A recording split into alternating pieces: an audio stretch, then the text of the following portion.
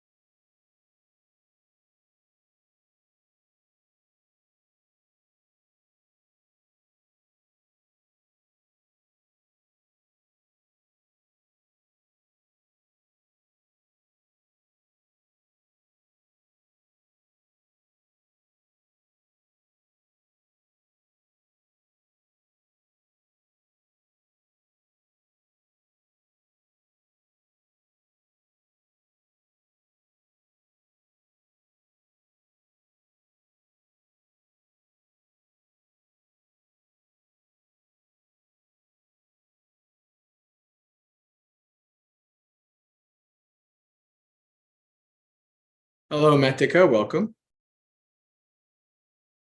Say hello in the chat as you're coming in.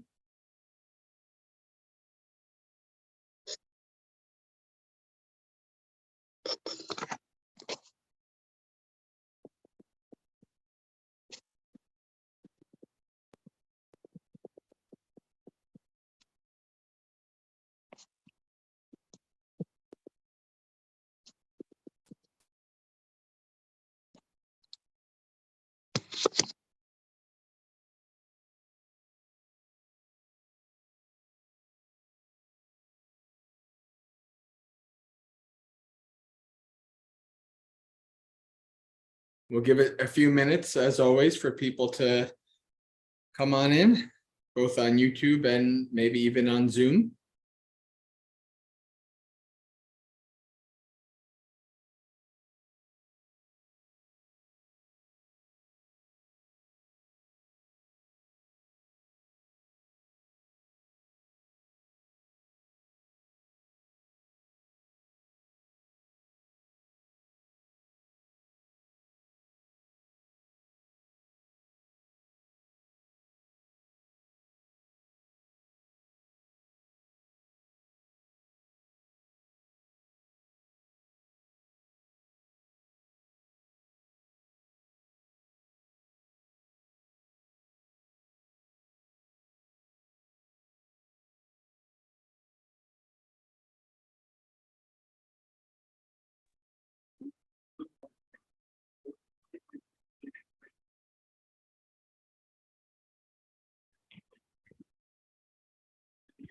There's a 16-second delay. I just I did this so I can count how many seconds there was a delay before I saw it on the YouTube. So there's quite a delay between the two streams. Hello, Laura. Welcome on Zoom. We have Mehul and Laura with us on the Zoom. And we have Metika is the only one who has said hello on the YouTube. We will give it another minute and then we'll get started.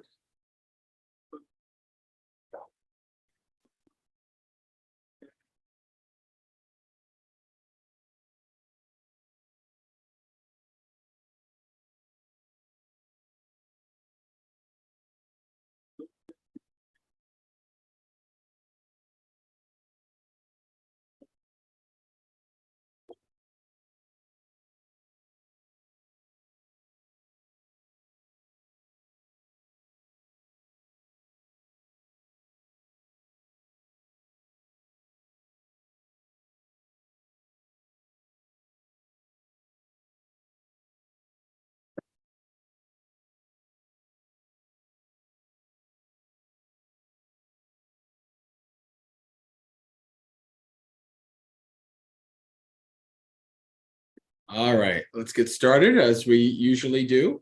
Hello, Jared. Welcome. Let's get started with a beginning chant. I'll share the screen.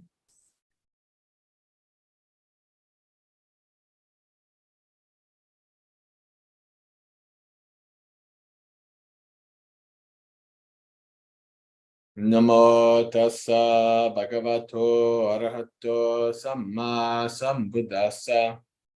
Namo tassa bhagavato arahato samma sambuddhassa.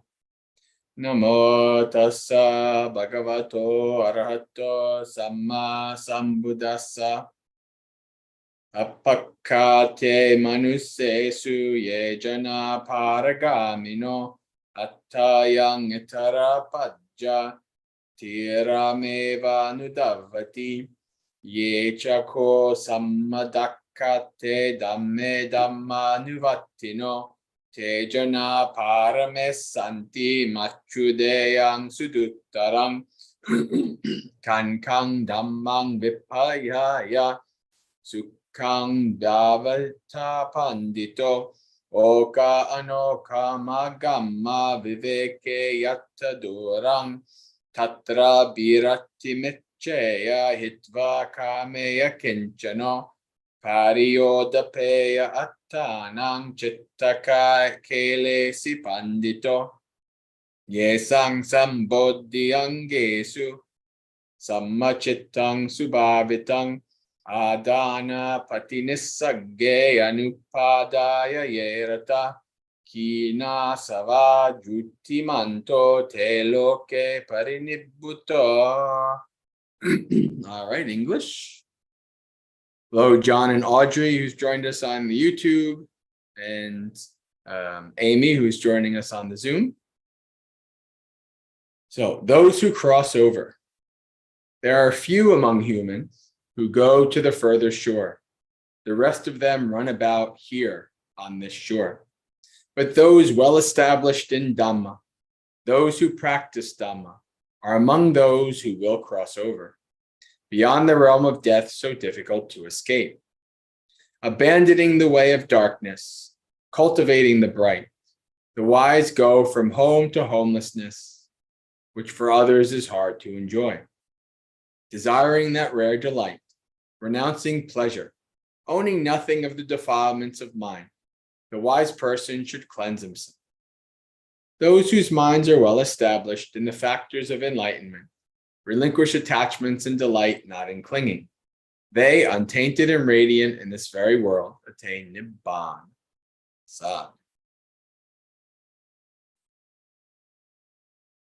All right, friends on Zoom and YouTube. This is the beginning of Dhammapalooza. For the next hour and a half or so, we will be together and we can do a variety of different Dhamma-related activities. We've done some chanting. Later, we'll do some meditation. And what other activities we do will be community-led. How I like to do this always is that you don't just log in to hear me talk for an hour and a half or 2 hours. This is always a community event, and that community event is guided by the people who are attending.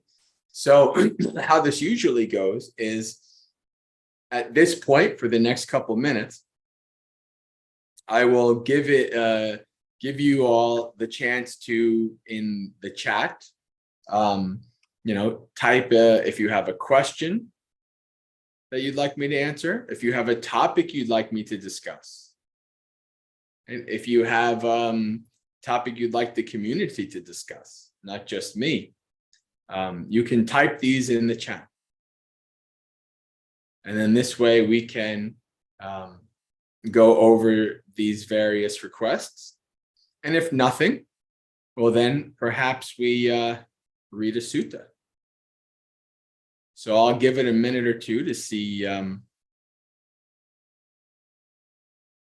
what comes up.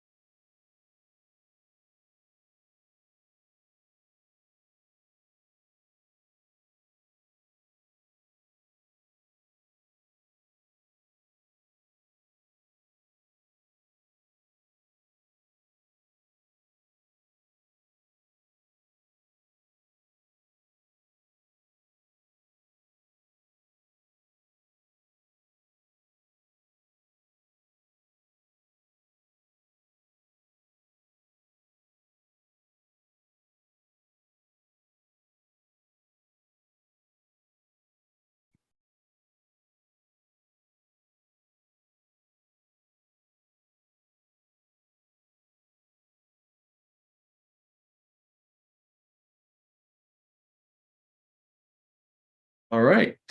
Well,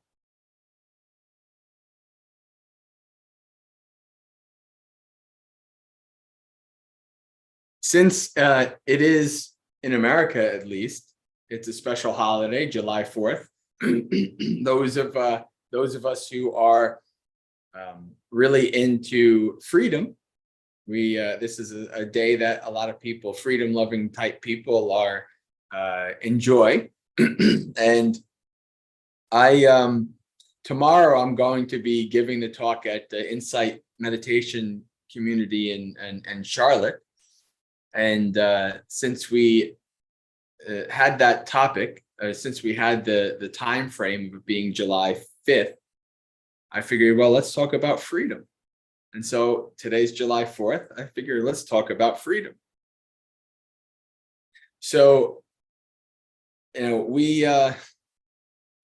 we have lots of ideas of what freedom is: political freedom, religious freedom, freedom from governments, or freedom from corporations or whatever to oppress us, these kind of things. There's lots of worldly freedoms that we try to maintain or to work towards. I was such a person. I was heavily involved in politics in lay life, and I was really an advocate for people knowing their rights and freedoms and things like this. And freedom was something that I was very, very, very big in, to the point where, I agreed with the founders of America that I would die for freedom, right? These kind of things. And so freedom has always been a big part of my life, making sure that our freedoms are kept, etc. But it's quite interesting how actually freedom is still a huge part of my life. But the freedom I now seek as a Buddhist monk is a freedom that is transcendent of states and governments and corporations, or whoever we see as bad guys, good guys, oppressors, oppressed, taking away the rights, etc. This is the freedom from suffering. This is a much greater, much more noble and worthwhile type of freedom to work towards, to develop. And so, when I think about my life, I think about how basically everything in my life kind of was a development for me to become a monastic. And I think freedom, me being so focused on freedom, is not a surprise. It's not a fluke. It's part of the path. When somebody starts to practice the path, they start to develop three things: nibbida, which is a disenchantment. This is not a hatred of the world and existing in the world. It's simply a turning away from, a letting go, a not being so attached, not being so attracted, not being intoxicated by it anymore. Then there's viraga. This is a dispassion. Because you're not so enchanted and intoxicated anymore, the desire to engage in the things is just not there. And then when you have been disenchanted, when you have been dispassionate, well, then there's one of the best words in the Pali language: vimutti, freedom, liberation, release, letting go. Vimutti, freedom. You are free. You have been released. You have been freed. This is a wonderful freedom. This is the ultimate freedom. You've been you've become free from your ignorance, free from your craving, free from your suffering. You've let it all go. You've abandoned it. There's also different types of freedom.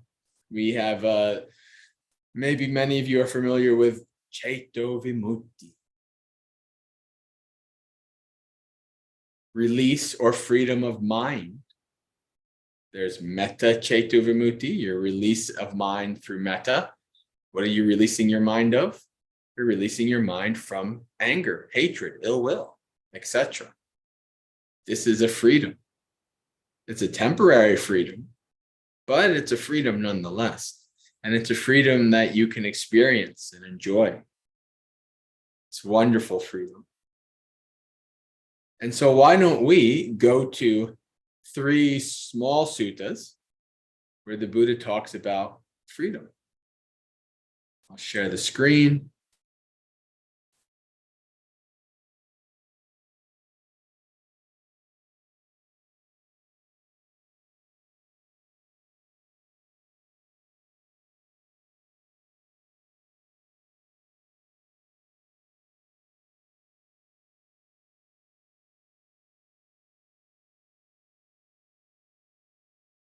Opportunities for freedom. This is Anguttara Nikaya, Book of Fives, number 26. Mendicants, there are these 5 opportunities for freedom. If a mendicant stays diligent, keen, and resolute at these times, their mind is freed, their defilements are ended, and they arrive in the supreme sanctuary from the yoke. Hello, Maria. Welcome. Hi.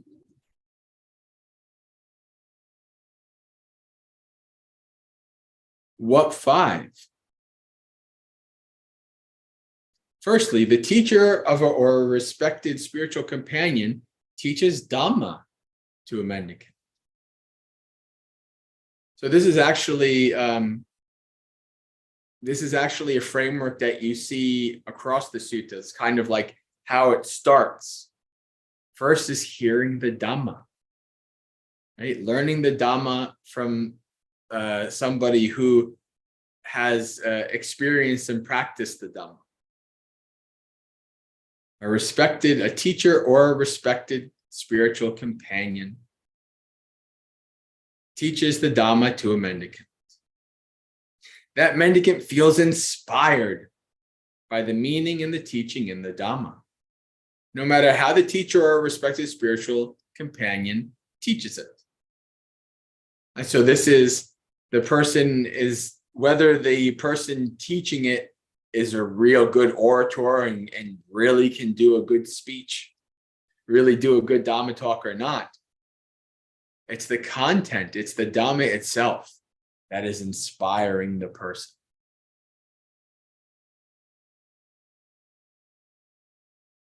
Feeling inspired, joy springs up.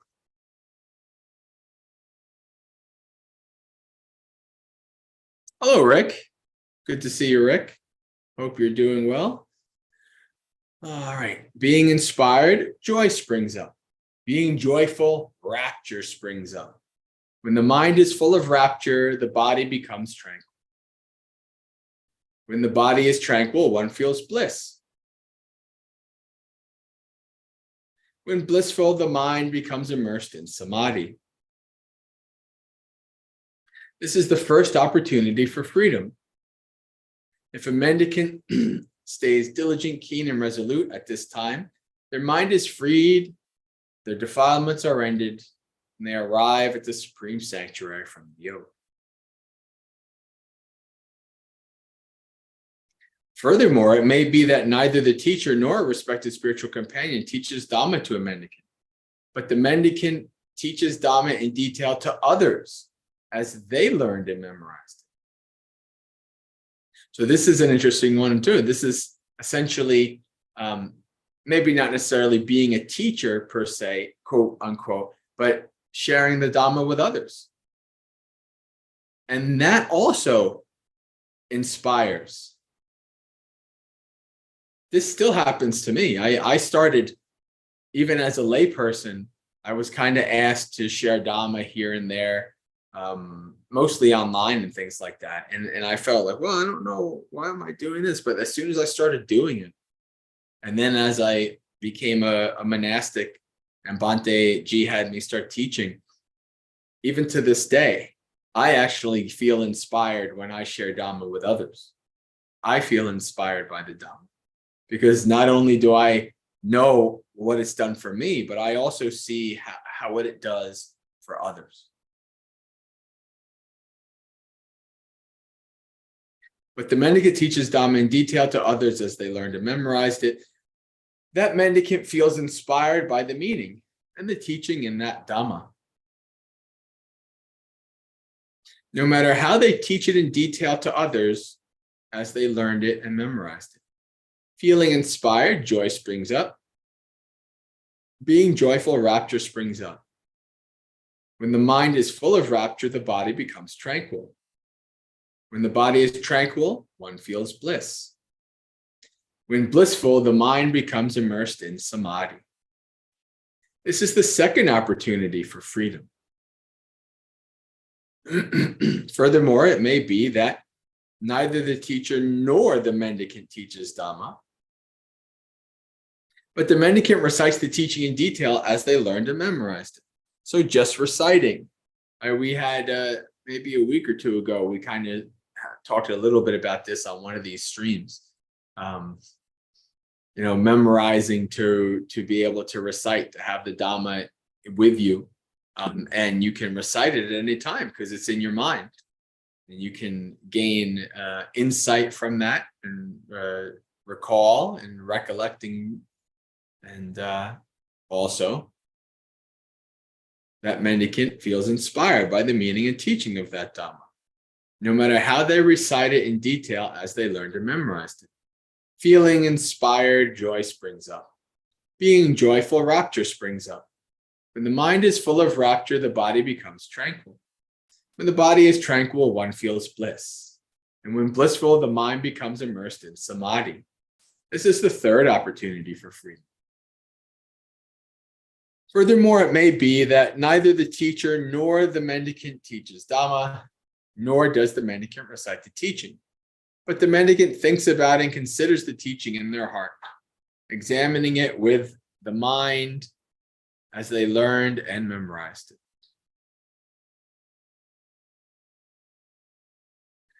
That mendicant feels inspired by the meaning and the teaching in that Dhamma, no matter how they think about it and consider it in their heart, examining it with the mind as they learned and memorized it. Feeling inspired, joy springs up.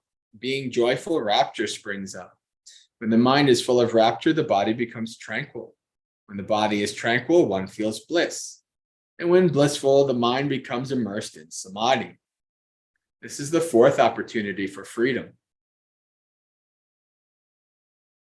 Furthermore, it may be that neither the teacher nor the mendicant teaches Dhamma, nor does the mendicant recite the Dhamma, recite the teaching or think about it, but a meditation subject as a foundation of immersion is properly grasped, focused on, borne in mind, and comprehended with wisdom. That mendicant feels inspired by the meaning and teaching in that Dhamma. No matter how the meditation subject as a foundation of immersion is properly grasped, focused on, borne in mind, and comprehended with wisdom.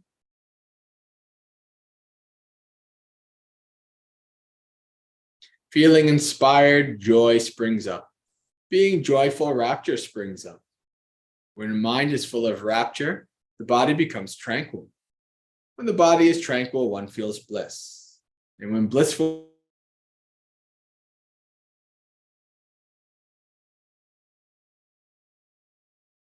immersed in samadhi. This is the fifth for freedom. If a mendicant stays diligent, keen, and resolute at these times, their mind is freed, their defilements are ended.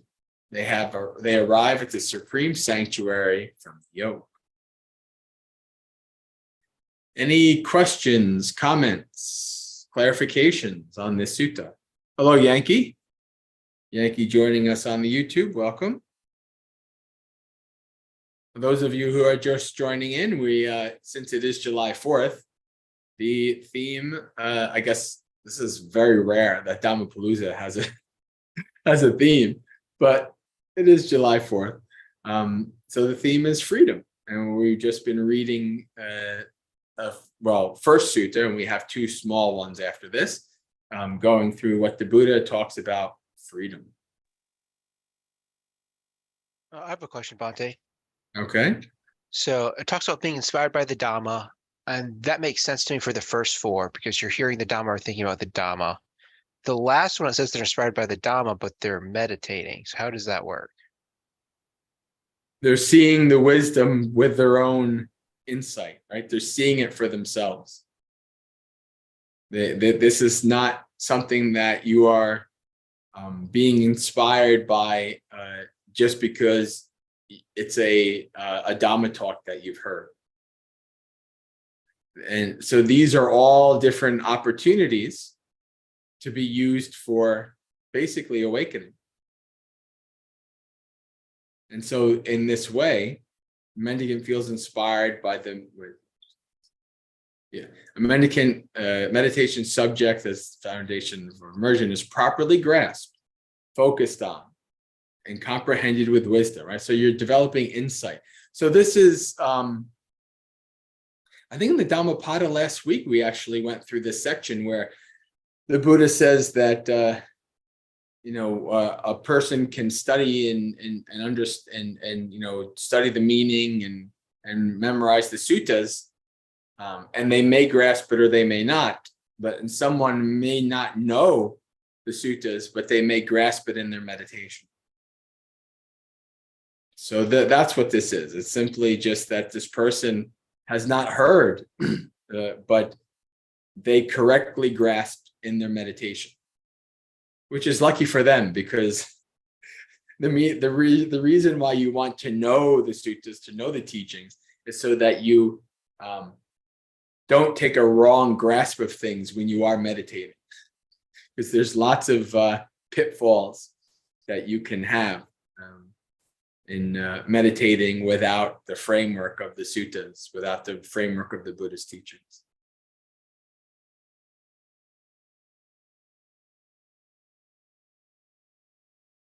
All right. I don't see anything on the YouTube chat. Well, why don't we move on to the next one? The next two, really, because they're freedom of heart is the fruit, the first and the second. Here we have that word I just mentioned, Chaito Vimutti. Phala is fruit.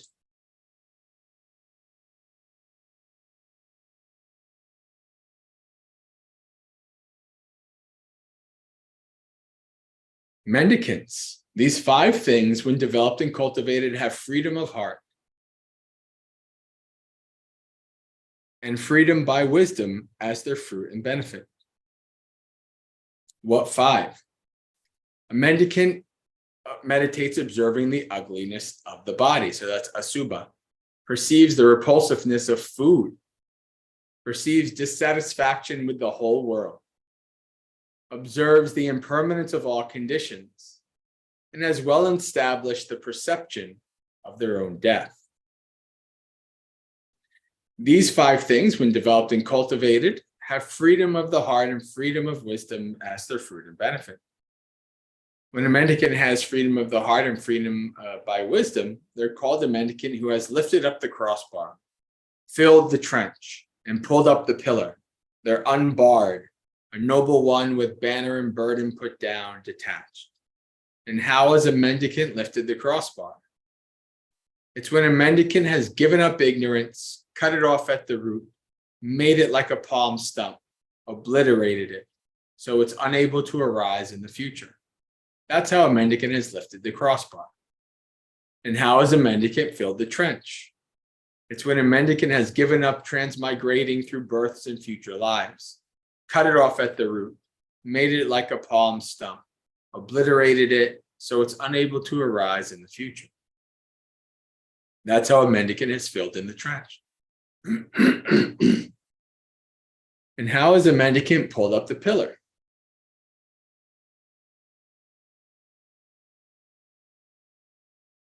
It's when a mendicant has given up craving, cut it off at the root, made it like a palm stump, obliterated it so it's unable to arise in the future. That's how a mendicant has pulled up the pillar. And how is a mendicant unbarred? It's when a mendicant has given up the 5 lower fetters, cut them off at the root, made them like a palm stump, obliterated them. They're unable to arise, so they're unable to arise in the future. That's how a mendicant is unbarred. And how is a mendicant a noble one with banner and burden put down, detached? It's when a mendicant has given up the conceit, I am, cut it off at the root, made it like a palm stump, obliterated it, so it's unable to arise in the future. That's how a mendicant is a noble one, with banner and burden put down, detached. So let's go over the various practices again. So we have the Asubha practice, reflecting on the different parts of the body, reflecting on the death and decay of the body. This is practices that are definitely very beneficial and lead to deep insight and wisdom, as the Buddha says in Mindfulness of Death 1 and 2, which is also in the Anguttara Nikaya, if I'm not mistaken. So this is very important. Perceives the repulsiveness of food. And so the thing that we have to be careful when we see a word like repulsiveness is to put more intent, or maybe not the intent, more context on it than what's being meant here. Right? Because when we think of repulsive, we're thinking of as like disgusting. And that's not necessarily the case. Repulse is to push away. Right? So this is essentially a practice that is reflecting on the purpose of food, as opposed to wanting to eat food for pleasure. Reflect on, if you've ever been around monks during meals, you might often hear them chant, Patisankha yoniso pindapatam patisevami. That chant is reflecting on that I'm not eating this food for pleasure. I'm not eating this food for adornment, for beautification, to make the body stronger or anything like that. I'm eating it only for the continuation and health of this body, for living the holy life. Right? So this is the kind of reflection that's done in relation to this. So this is getting over an intoxication with the food, understanding what the food, all of this is really to understand things as they are. Perceives dissatisfaction with the whole world. Now this is the Pali word here. Abhira is taking no delight, discontent, disaffected. So this is, as I explained before, this is developing nibbida. Right? There's normally what happens is we have what's called there is what the Buddha called the kama ogha. Kama is like sensual pleasures. Ogha is a flood. So around you right now is a kamogha. You're from the second you're born till the second you die, you're totally immersed in it. A flood of what? A flood of sensual pleasures, a flood of pleasant things in the eye, ear, nose, tongue, body, mind. And I can look around in this room and I could see many things that I could have engage in pleasure seeking with my senses. Oh, this looks very nice. Oh, this smells very good. This tastes very good, etc. These kind of things. So we're totally wrapped up. The world is this flood of sensuality. And this is what keeps us going from life to life. This is what, you reach the end And you're like, oh man, I wanted to keep experiencing this. Oh man, I never made it to Machu Picchu. I never made it to see the pyramids. I never made it to this. I never did this. I never did that. I want to come back again. And so we do. That craving keeps bringing us back. Then once somebody has, you've reached a point where you're like, I think it's okay. Like, I probably will never see the pyramids in this life. And that's one thing I actually really did want to see. I've seen like Rome and things like that. I love all those kind of things. And I might not see the pyramids in this life. And that's okay. It's not gonna, of course, there is a little part of me that would love to see the pyramids. But I've reached a point where there's probably very little reason as a monk that I'm going to end up going to Egypt. And that's fine. Hopefully I'll be awakened and then I won't have to deal with any craving towards silly things like seeing something in the world. But it is what it is. So this is what this is, right? There's having that disenchantment is been there, done that. Probably did that in a past life. As you could say, well, I probably built the pyramids in a past life. I probably did this. I probably did that. I don't need to do it again. I don't need to worry about it this life. I'll let it go. Practice the teachings. Right? So that's what this dissatisfaction for the whole world. Observes the impermanence of all conditions. So this is understanding that everything that arises ceases. Everything that is conditioned, which is literally everything except for nibbana, except for awakening, it's all impermanent. It all ceases.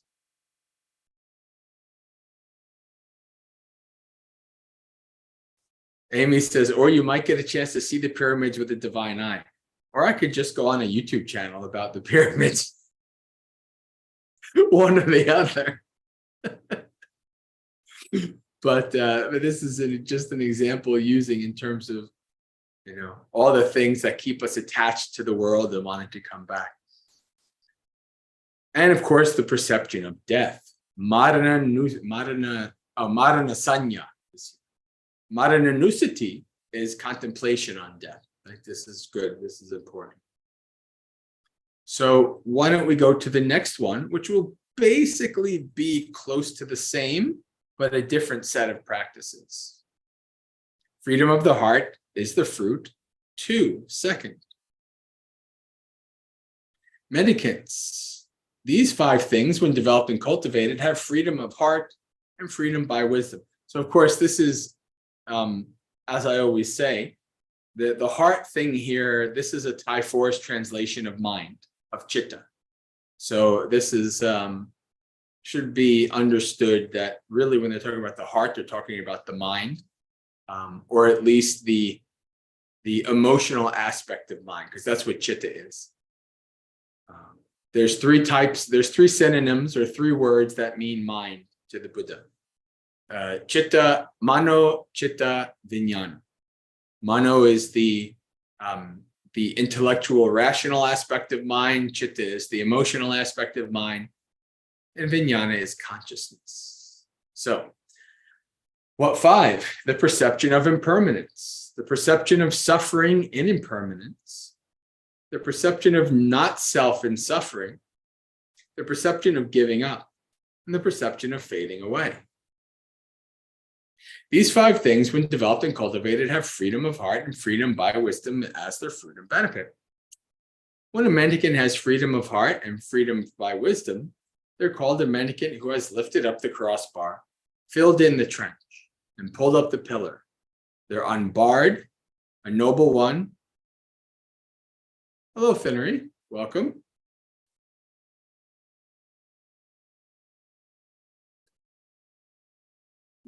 They're unbarred, a noble one with banner and burden put down, detached. And we see all this. This is the same as the last sutta. So it wasn't translated as we just went over. So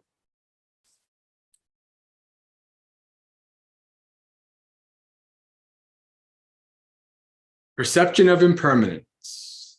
right? Reflecting and developing the perception that everything is impermanent, seeing everything as unstable, undependable. It's like putting on a set of glasses, and then you just see that everything is so unstable and undependable. There's chairs. I can see chairs, unstable, undependable. I can see, these plants on these shelves, unstable, undependable. I can see this body, unstable, undependable. The internet can go out at any time. My computer could die.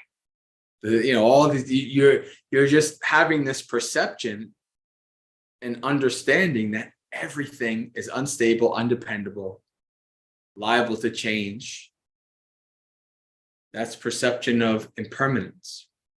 Perception of suffering in impermanence. So this is the perception of, well, if this thing is going to break apart, if this thing is going to fall apart, if this thing is going to change, and I grasp onto it, thinking otherwise, well, what happens when it breaks apart, when it slips through my fingers? I've created my own suffering. This is what we do with the world. We try to control the world because we want it to be as we think it should be, as we wish it should be, whatever. We do this even to other people, our pets, inanimate objects, whatever. This is just the nature of a mind, of an ignorant, deluded mind in this way. That we have this craving to grasp. And the minute we grasp it, we've created suffering. That's where it creates perception of suffering and impermanence. The perception of not self, or no self, or so we're talking about anatta, no soul in suffering. This is another thing we do, isn't it? My pain, my depression, my this, my that. We even make it, we even turn it into an identity. I am a depressive person. I am a mentally ill person. I am a traumatized person. People did bad things to me. I am this, I am that. We attach to these things and we create this and we don't let it go. We make it who we are, just like we make everything about who we are. That's why we take everything so personally. Somebody cuts us off in traffic and our mind has this feeling like this person woke up today and said, there's this person who's going to be driving and I'm going to cut them off and I'm going to laugh maniacally while, knowing that I've caused them suffering. The reality is they don't know who you are. They'll never see you again. They don't know even you're just in a car moving and that person did what they did. But our perception was that this suffering is mine or is because of me. Everything's about me. No. It's actually all impersonal. It's actually all dependent arising, and it's dependent cessation. I have clung and caused this suffering, and I can let go and stop future suffering. And then we have the perception of giving up.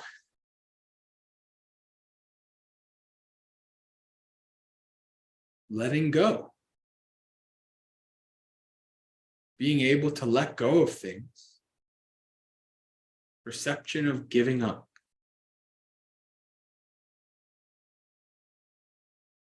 Removal, giving up, abandoning, avoiding.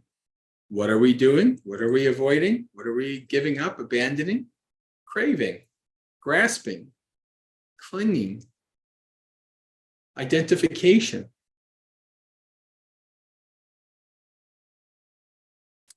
And then the perception of fading away. There's the perception of arising. There's the perception of ceasing.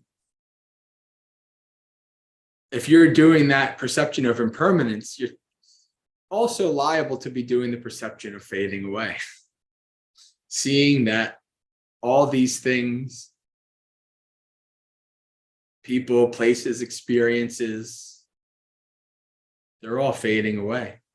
They're all ceasing. Buddha says that things arise, they persist for a time with alteration. I mean, they're around, but they're changing, and then they cease.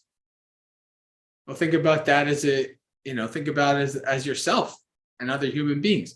We were born, and maybe we've lived 20, 30, 40, 50, 60, 70 years. But we started out as this like little baby. Now maybe we're this adult. And then when we get older, we start hunching over again and getting smaller and being more like a baby again before we die. This perception of fading away, of ceasing. That which arises must cease. All right. So that is the end of the suttas for now. I want to give us some time for any questions, comments, clarifications, and then in a couple of minutes, maybe we'll do some meditation.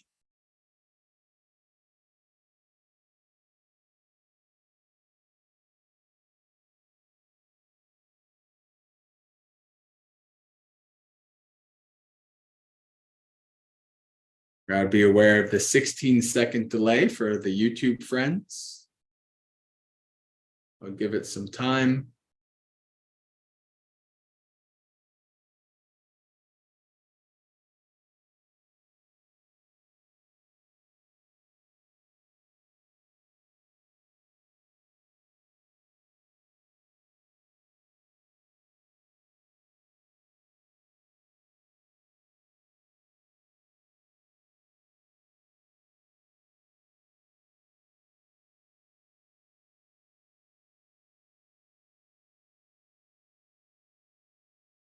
There's two Lauras, or is this a different Laura? Or the same Laura? Jared says, if the freedom was from metta, it's metta ceto vimutti. What would that be called? Since freedom of heart already means something else. Ceto vimutti is freedom of mind. Metta ceto vimutti is freedom of mind through metta.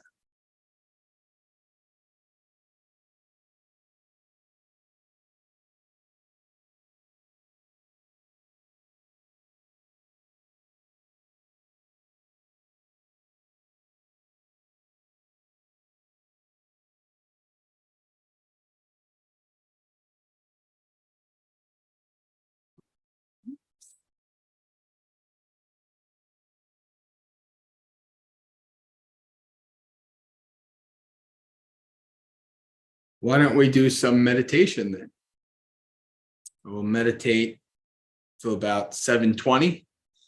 Then we'll do some Dhammapada verses and rounding down, final questions, closing out, etc. So let's start some meditation.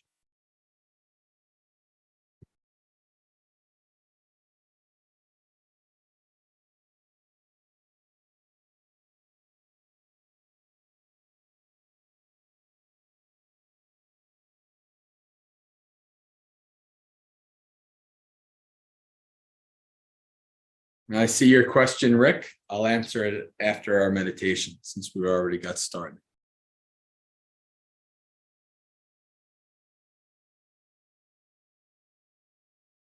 Set your body up in whatever stable and comfortable position works for you.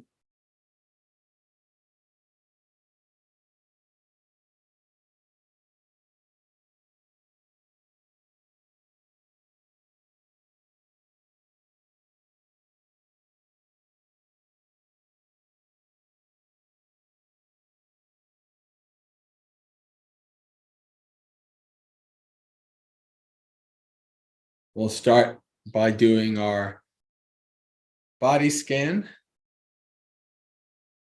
moving from the feet, going up to the head. We do this to slowly bring our minds into the internal, focusing on this mind and body. And also to develop a keen understanding of the body and the posture so that you can set yourself up in a way that causes less suffering and pain as you sit for longer periods. Let's start by placing our focus and attention on our feet. By placing focus and attention, this means to bring your focus to any sensation or feeling that is arising at that part of the body. Focusing in, investigating it, understanding it, knowing it deeply.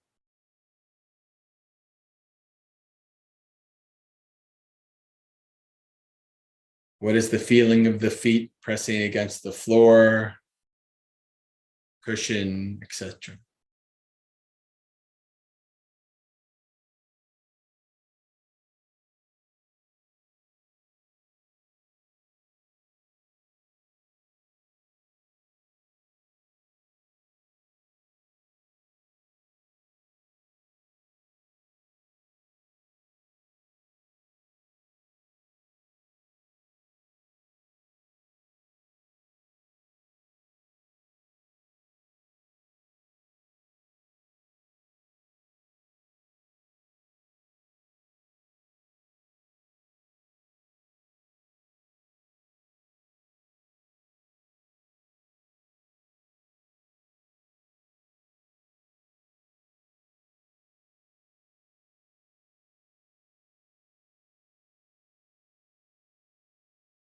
Move up through the ankles into the calves.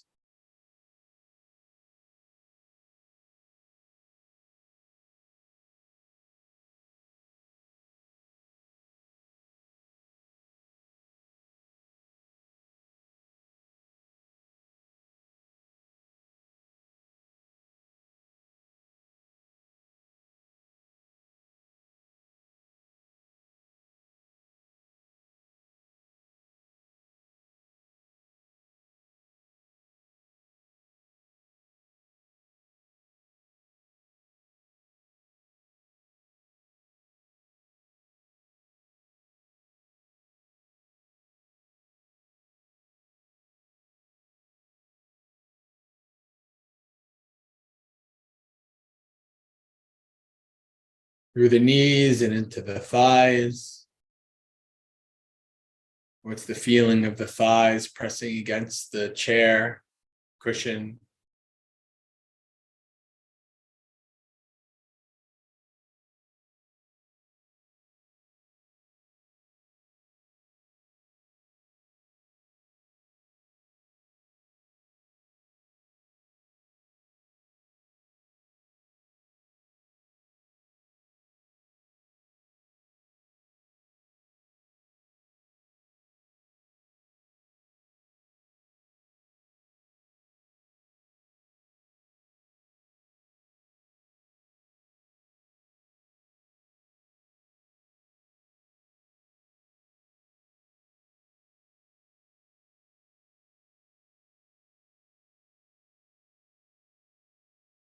Up through to the hips and pelvis, paying special attention to this part of the body, how the position of the pelvis impacts your posture, both through your legs and up your spine.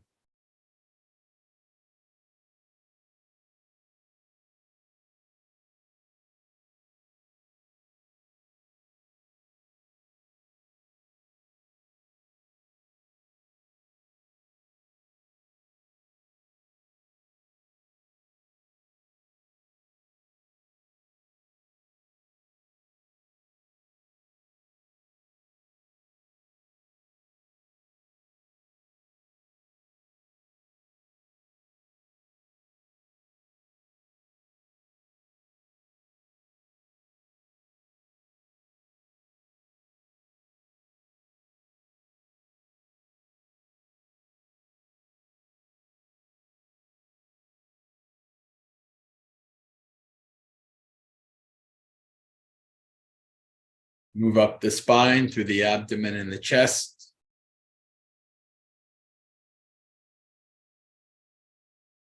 Ideally, the spine should be in its neutral position with its regular curvature, not slouched over, leaning here or there. Nor should you try to push yourself up, keeping the spine very straight. Both of those will cause pain and discomfort as you meditate over time. Ideally, the spine should just be resting comfortably with little to no strain on it.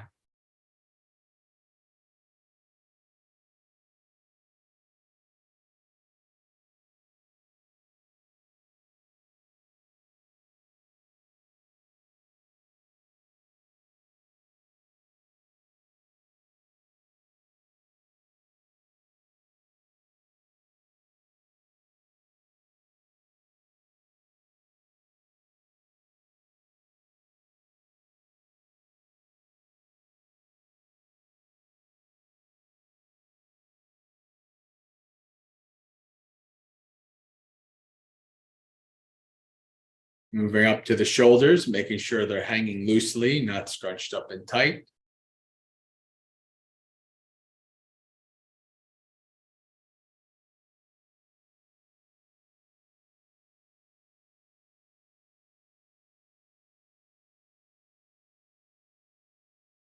Down through to the elbows and hands, observing how their position also impacts your spine, your posture.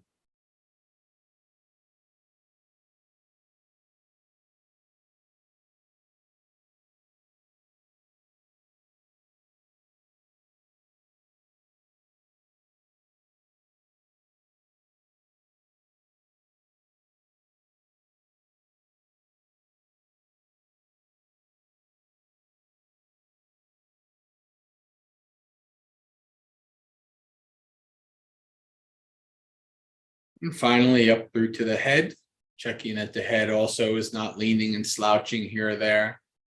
Chin parallel to the floor.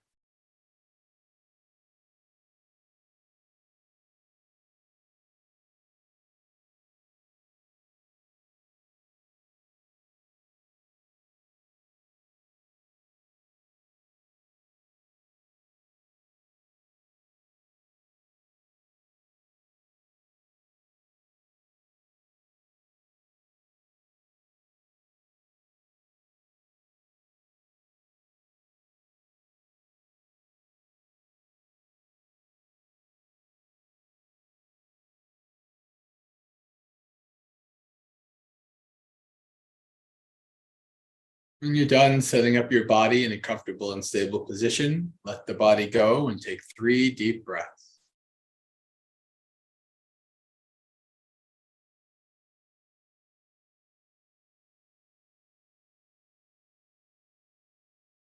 Then let the breath go.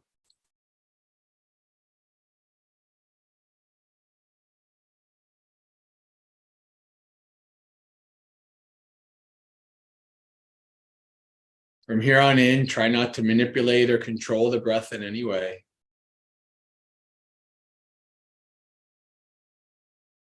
This body has been breathing from the moment you were born and will continue to do so until the second you die. It doesn't need you to do its job. Your job is to simply observe, investigate, and abide with the breath. As the body breathes in, the body breathes out.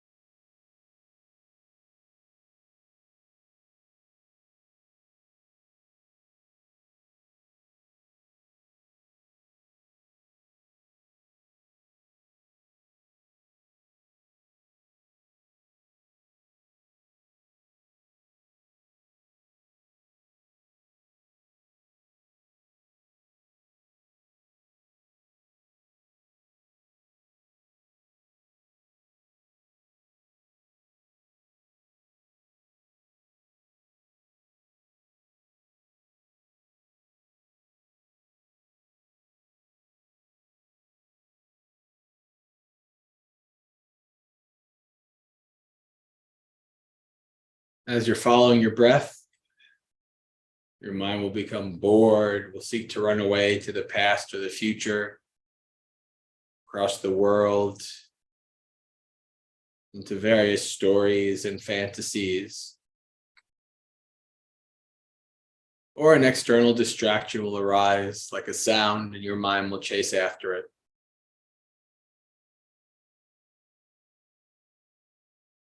When the mind does this and you're lost and unmindful, it will slowly start to dawn on you that you have been taken away from the breath.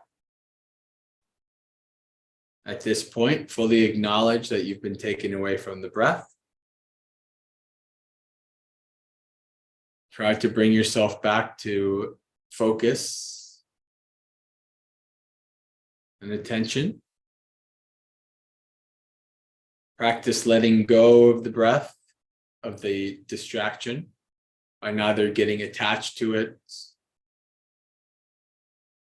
enjoying it, nor trying to push it away, being agitated. Try to do your best to let it go, to let it be, to give it no energy, no attention, no focus. Let it go as it came and return to the breath. Whenever you're distracted away, no matter how many times, acknowledge, let go, and return.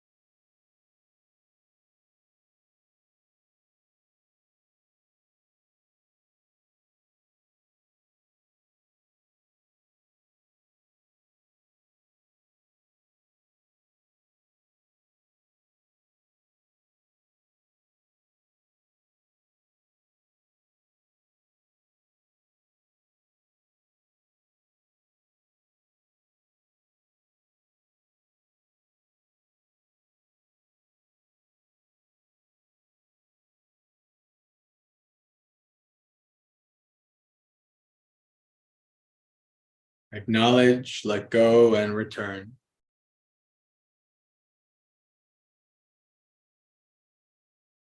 Always come back to the breath. The breath is home base. It's always there doing its job, ready for you to come back and follow it towards a more calm and tranquil mind.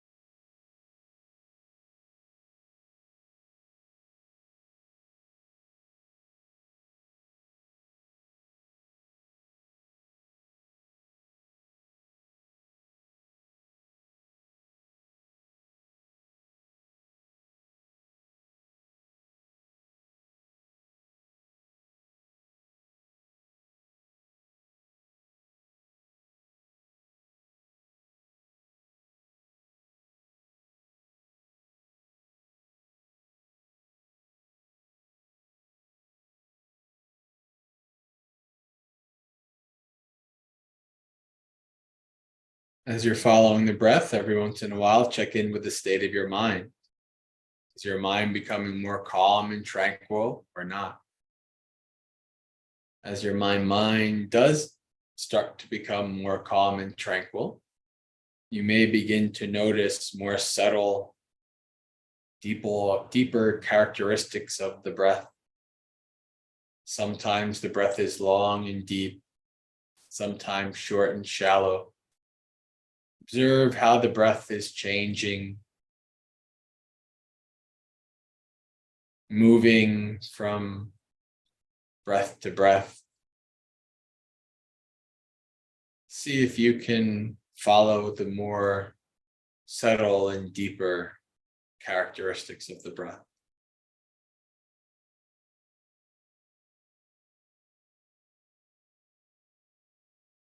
Staying with the breath, going deeper and deeper to a calm and tranquil mind.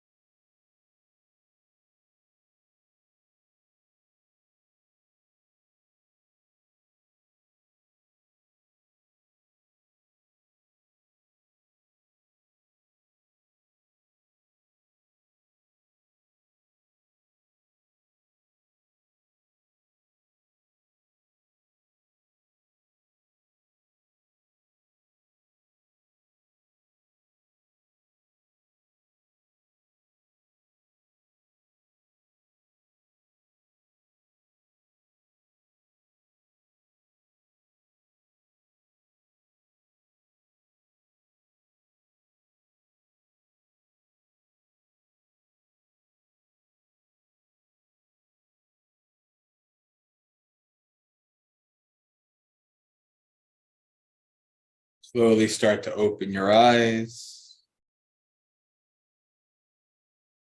Become aware of the room around you, the live stream. Reflecting on the state of your mind from before and now after the meditation. And contemplating any experiences you may have had during the meditation.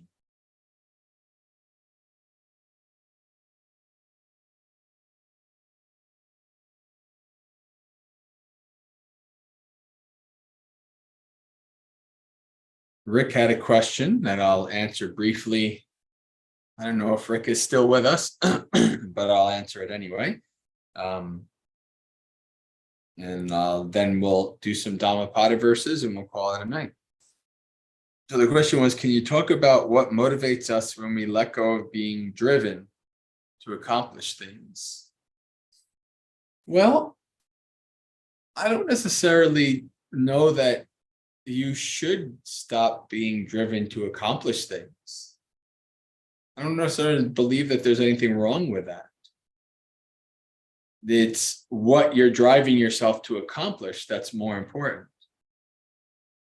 If you're driving yourself to accomplish becoming awakened, then that's pretty good. Even if you're not trying to become awakened, if you're driving yourself to,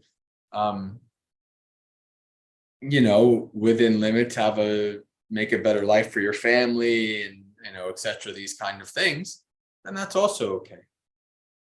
There's nothing, you have to have some kind of motivation to accomplish things.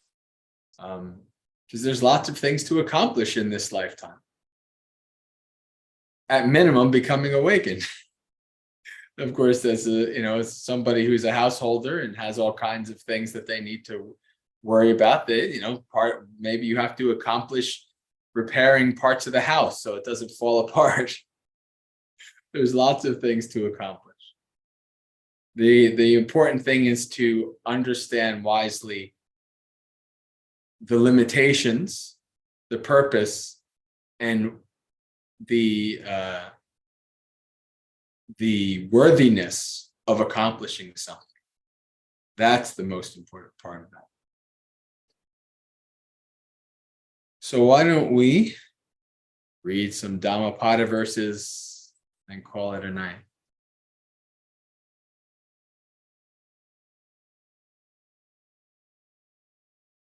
Share screen again.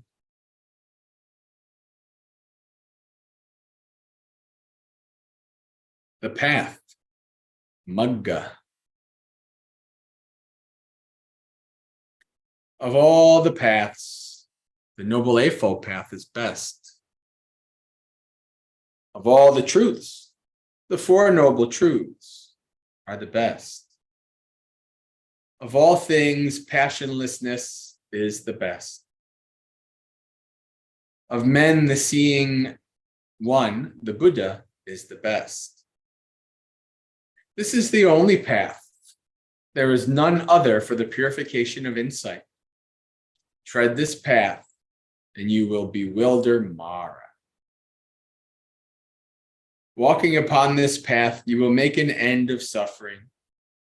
Having discovered how to pull out the thorn of lust, I make known the path. You yourself must strive.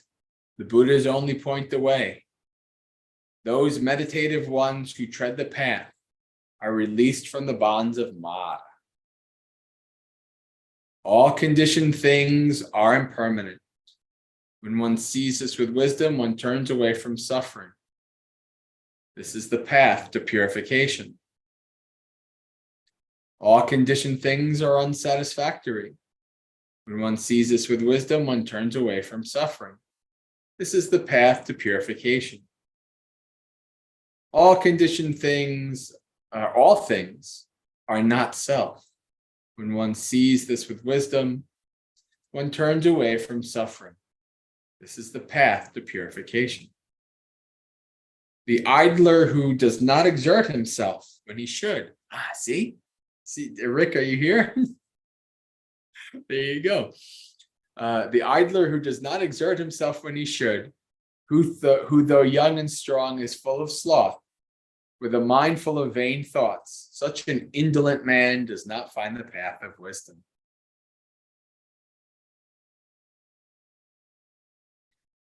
Let a man be watchful of speech, well controlled in mind, and not commit evil in bodily action. Let him purify these three courses of action and win the path made known by the great sage. Wisdom springs from meditation. Without meditation, wisdom wanes. Having known these two paths of progress and decline, let a man conduct himself as that his wisdom may increase. Cut down the forest, but not the tree. From the forest springs fear. Having cut down the forest and the underbrush, so the forest here lust, the underbrush desire, be passionless, O monks. For so long as the underbrush of desire, even the most subtle, of a man towards a woman is not cut down, his mind is in bondage, like the suckling calf to its mother.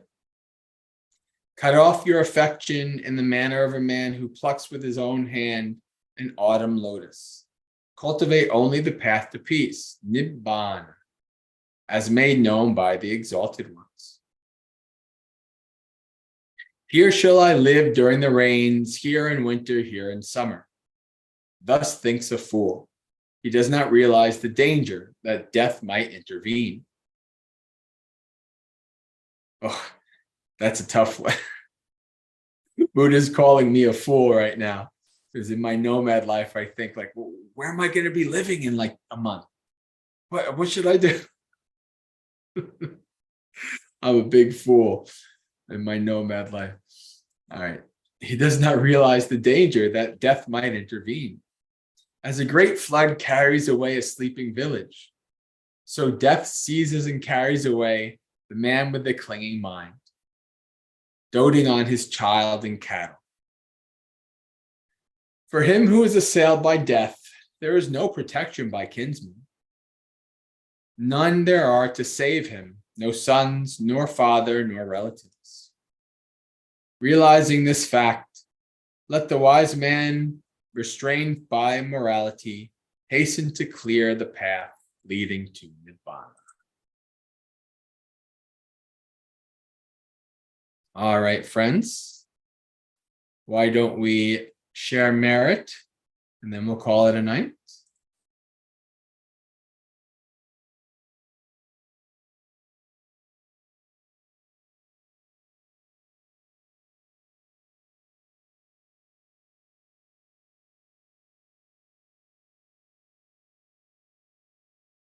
Rick, well, yeah, many of us are. Many of us are. This is why I was talking about in the very beginning. I was talking about how I was big on freedom.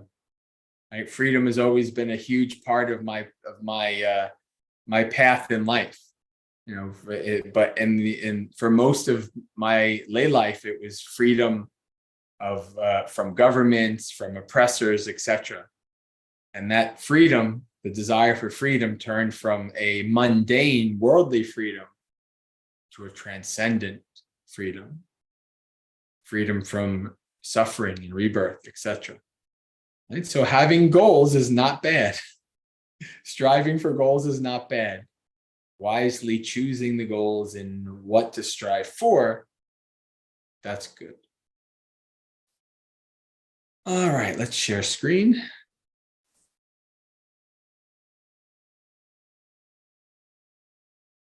Once again, this is as Bhante Vimalaramsi has been dead a week now, somewhere's around there. And this is his translation. So we can wish him a good rebirth, and anybody else who may have passed in that time, and may they attain Nibbana.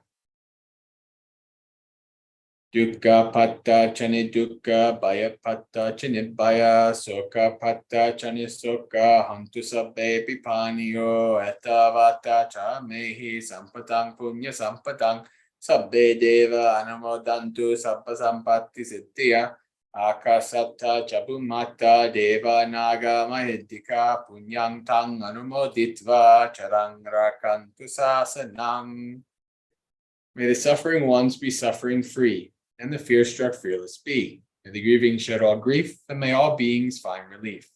May all beings share this merit that we've thus acquired for the acquisition of all kinds of happiness. May beings inhabiting space and earth, devas, nagas, and yakas of mighty power, share in this merit of ours. May they long protect the Buddhist dispensation. Sadhu, sadhu, sadhu. Okay, friends. Well, tomorrow morning we'll be having the mixed morning monastery experience plus some meditation after that. For those of you who might usually attend Aya's 10:30, if you are able to wake up a little bit early and do some chanting and listening to Dhamma, and then some meditation, we'll be doing that from 8 to 9 tomorrow morning, New York time, obviously East Coast time. And then Thursday night on Aya's Zoom, 6 to 8, we'll be doing another session similar to this, but not usually streamed on the YouTube. So friends, until then, may you have a spiritually successful and peaceful practice. Sukhi Hotu, may you be well and at ease. Practice well and be well.